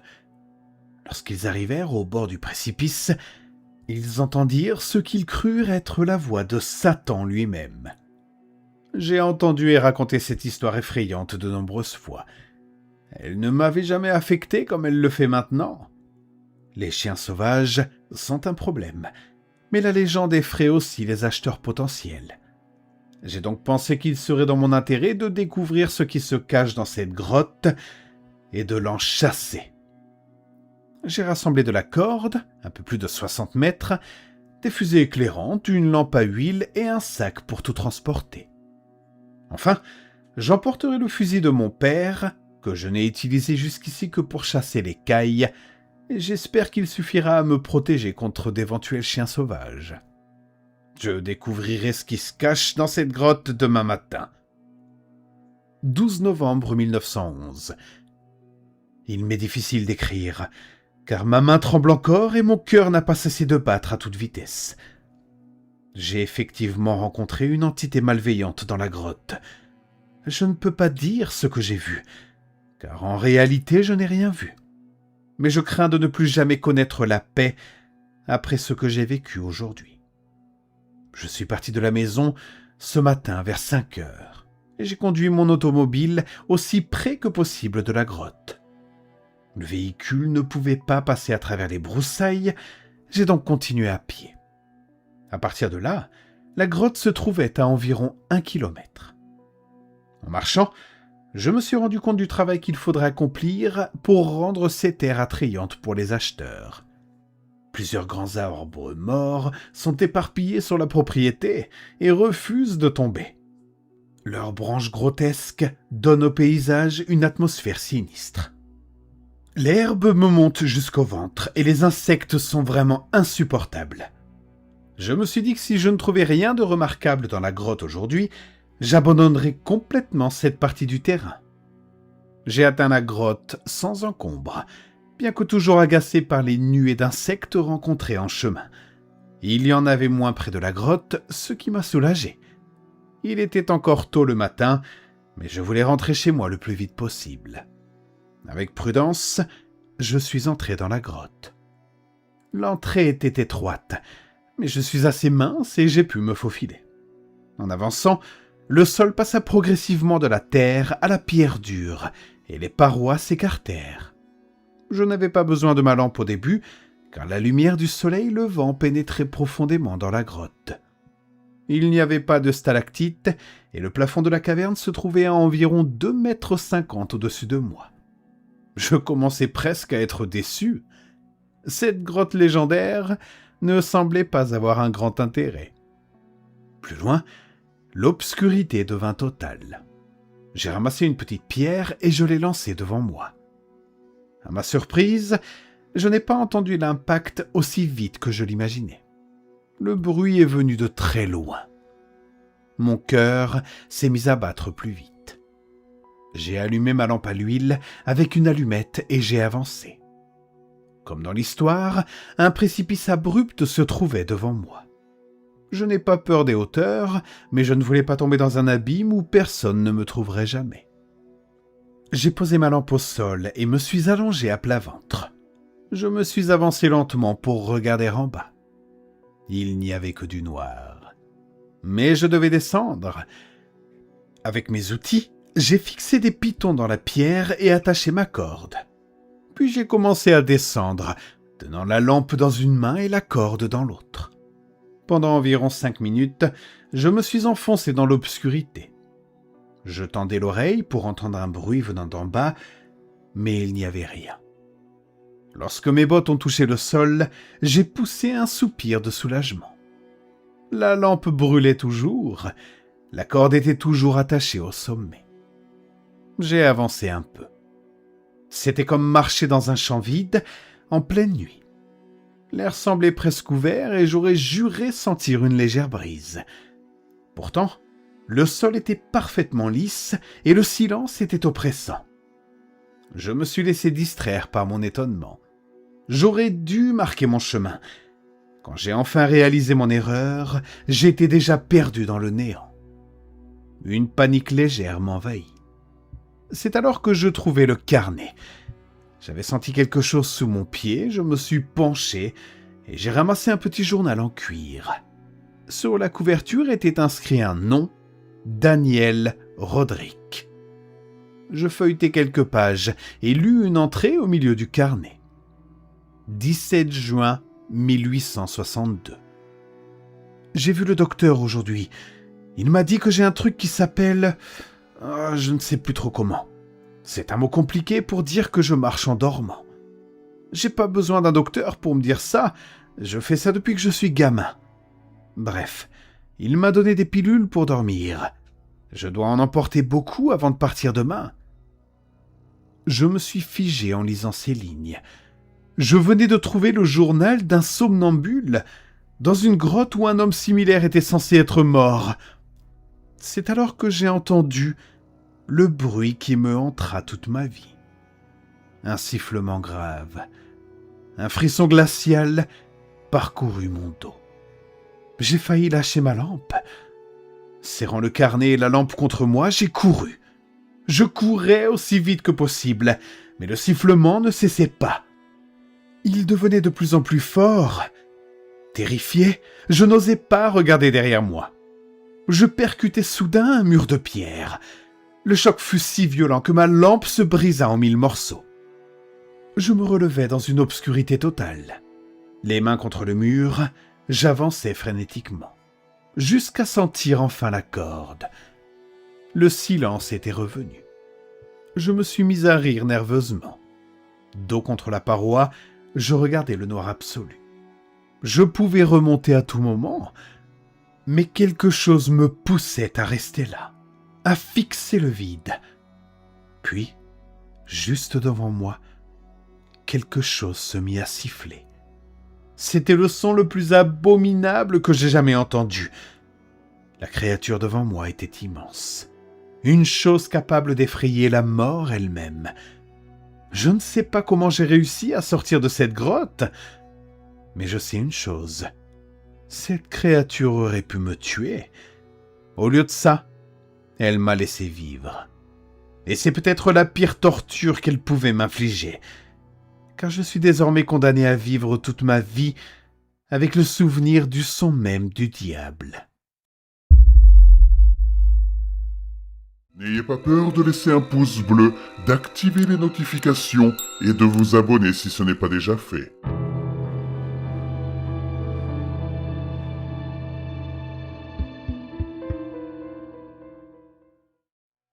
Quand j'avais 12 ans, lors d'une sortie scolaire, le chauffeur du bus nous a demandé si nous voulions entendre l'histoire la plus terrifiante jamais racontée. L'histoire qu'il nous a racontée était tellement terrifiante que tout le monde s'est évanoui. Plus tard, personne ne voulait dire de quoi elle parlait. Seulement que c'était la chose la plus effrayante qu'ils aient jamais entendue. Les enfants en parlaient à voix basse, comme une rumeur. Mais personne ne voulait jamais me la répéter, peu importe combien je suppliais. J'étais le seul enfant du bus à porter des écouteurs, donc je ne l'ai pas entendu. J'avais un tout nouveau Walkman. Oui, je suis vieux. Pendant que les autres enfants se racontaient des histoires effrayantes, j'ai mis mes écouteurs. Je ne me souviens même plus où nous allions en sortie scolaire. Un musée des sciences peut-être. Mais en tout cas, c'était un long trajet pour une douzaine d'enfants. Ce dont je me souviens, c'est d'avoir vu le chauffeur, pas notre chauffeur habituel, mais un remplaçant pour la sortie, nous regarder dans le rétroviseur et nous demander si nous voulions entendre l'histoire la plus effrayante du monde. Tout le monde a crié « oui » très fort, et le chauffeur insistait en disant que c'était trop effrayant pour nous. Je crois que j'ai levé les yeux au ciel, et je me souviens qu'il a dit « cette histoire commence sur une route de campagne ». Puis je l'ai ignoré, et j'ai monté le volume de mon Walkman. Quand la cassette est arrivée à la fin, j'ai réalisé que le bus autour de moi était silencieux. J'ai levé la tête. Tous les enfants étaient assis, la bouche ouverte et les yeux écarquillés. Je me suis retourné vers mon meilleur ami, Isaiah, qui était assis derrière moi, et je lui ai demandé « Hé, qu'est-ce qui se passe ?» Ses yeux ont croisé les miens. Il a refermé la bouche, mais n'a rien dit. « Ça va ? Pourquoi tout est devenu si calme ?» Quelque part dans le bus, un murmure. Quelques enfants à l'avant parlaient à voix basse et nerveuse. Je crois que l'un d'entre eux disait « Ne lui dis pas !» Isaiah a dit d'une voix monotone « Il nous a raconté une histoire effrayante. » C'était à propos de quoi ? Ai-je demandé en regardant le chauffeur, qui était maintenant silencieux lui aussi, les mains sur le volant. Il ne disait rien, mais son expression était étrange. Ses yeux semblaient un peu vides. « Je ne peux pas te le dire », a dit Isaiah toujours avec ce ton monotone. « Mais pourquoi ?» Il n'a pas répondu. Personne n'a répondu d'ailleurs. C'était comme si ce qu'ils avaient entendu les avait tellement terrifiés qu'ils étaient paralysés par le traumatisme, comme figés par cette expérience collective horrible que j'avais manquée. Je ne sais pas si vous avez déjà pris un bus rempli d'enfants, mais ce n'est jamais silencieux. Il y a toujours du bruit. Mais à ce moment-là, à part le grondement du moteur, on aurait pu entendre une épingle tomber. « C'était à propos de quoi ?» ai-je répété plus fort. À ce moment-là, un klaxon a retenti. Tout le monde s'est agrippé au siège alors qu'un camion fonçait vers nous. Plus tard, on m'a dit que le bus avait dévié sur la voie opposée. Les réflexes rapides du chauffeur du camion ont évité un accident encore pire. Mais l'impact a quand même tué le chauffeur du bus, plongé un élève dans le coma, fait tourner le bus sur lui-même et assommé plusieurs d'entre nous. Plus tard, une rumeur s'est répandue disant que le chauffeur et les élèves s'étaient tous évanouis à cause de l'histoire et que c'était ce qui avait provoqué l'accident. Je me souviens être revenu à moi dans mon siège, m'être redressé et avoir vu le ciel bleu dehors. La journée avait l'air complètement normale, sauf pour la vapeur ou la fumée qui s'échappait du bus et du camion. J'entendais mes camarades sangloter. Certains d'entre nous ont été envoyés à l'hôpital, les autres ont été renvoyés chez eux. Quelques jours plus tard, quand tout le monde était revenu en classe, sauf le garçon dans le coma, j'ai demandé à une camarade « Eh Maria, tu as entendu l'histoire dans le bus, pas vrai ?» Elle griffonnait dans un cahier pendant le cours de maths, mais son stylo s'est arrêté. Elle a dit doucement « Oui. » Elle faisait vraiment peur, cette histoire ? Elle a hoché la tête. L'histoire la plus effrayante que tu aies jamais entendue ? Elle a fermé son cahier et s'est déplacée vers un autre bureau en disant à voix haute « Je ne veux pas te parler, Joshua. » Quelques autres enfants ont ricané. Mes joues sont devenues rouges. Je n'étais pas un rejeté social, pas vraiment, mais je n'étais pas non plus populaire. J'ai essayé de demander à d'autres enfants qui étaient allés à la sortie scolaire, mais aucun ne voulait m'en parler, même pas mon meilleur ami Isaiah. Il répétait juste « Non mec, c'est trop effrayant. » J'ai craqué. « Alors résume-la si elle fait trop peur. C'était à propos de quoi ?» « Je te le dirai quand j'aurai 55 ans. » « 55 ans ?» « Je ne veux pas avoir à y penser, mec. Laisse tomber. » Ce refus a presque détruit notre amitié. Mais finalement, j'ai accepté que personne ne me dirait jamais ce qui les avait traumatisés. C'est un mystère qui m'a obsédé pendant des décennies. L'année dernière, j'ai trouvé une note dans mon calendrier Google que j'avais apparemment écrite pour me rappeler. Anniversaire Isaiah, 55 ans. Je l'ai contacté, en partie pour lui souhaiter bon anniversaire, mais aussi pour lui demander si on pouvait se revoir. Nous ne nous étions pas vus depuis la réunion de lycée, et nous avons décidé de nous retrouver pour un café. Quand je suis arrivé, j'ai été surpris par ses yeux vitreux et jaunâtres. Il avait l'air d'avoir bien plus que 55 ans. J'ai essayé de cacher mon choc, mais il a simplement souri et dit « Cancer du pancréas. Il me reste quelques mois probablement. »« Oh merde, je suis désolé. Mais toi tu as l'air en forme. » Il a levé sa tasse de café vers moi. « On dirait que tu as toujours 40 ans. La vie te traite bien ?» Je lui ai raconté mon mariage, puis mon divorce. Pareil, a-t-il dit. Mon travail d'électricien et mon activité occasionnelle d'écrivain freelance. Il m'a parlé de recyclage, de jardin communautaire, de ses 2 petits-enfants et de l'association qu'il avait fondée pour leur laisser un monde meilleur. Et puis, quand j'ai commencé à évoquer nos années d'école, il a levé la main. Avant que tu demandes, je ne vais pas te raconter l'histoire du bus. Mais... Il a secoué la tête. Il m'a dit que tous les élèves qui avaient entendu cette histoire le regrettaient, absolument tous. Crois-moi quand je te dis ça, et je te le dis avec affection. Ne demande pas. Si tu l'entends, tu regretteras, mec. Laisse tomber. Malgré ma déception, c'était bien de le revoir. Mais c'était aussi l'un des adieux les plus tristes de ma vie, parce que je savais en le regardant que ce serait le dernier. Après cette conversation, j'ai finalement accepté que le mystère resterait sans réponse. Jusqu'à hier.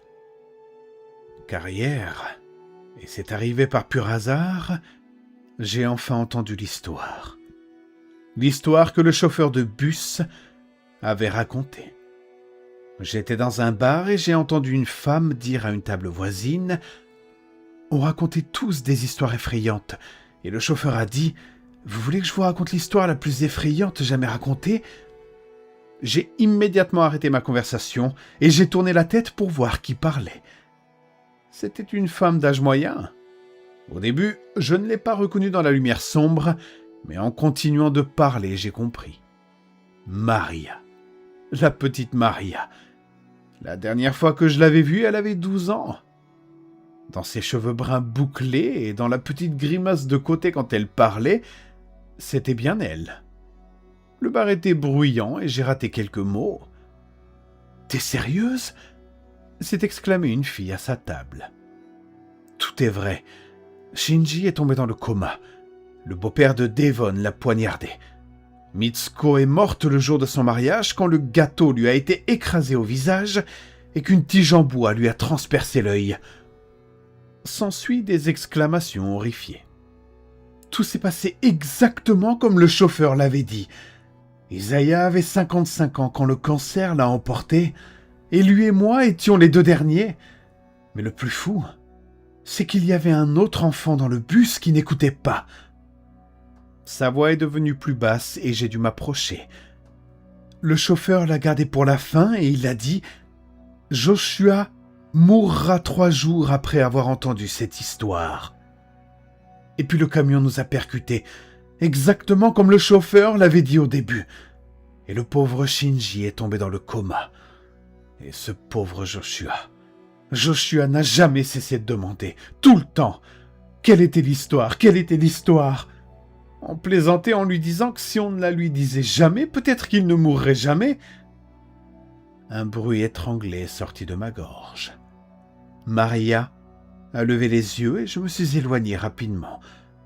Je crois qu'elle a dit mon nom. Isaiah, qu'il repose en paix, avait raison. Lui et les autres m'ont protégé toutes ces années. Putain, mec, t'avais raison sur toute la ligne. Et moi, j'aurais aimé ne jamais avoir entendu cette histoire, car dans 3 jours, je ne serai plus.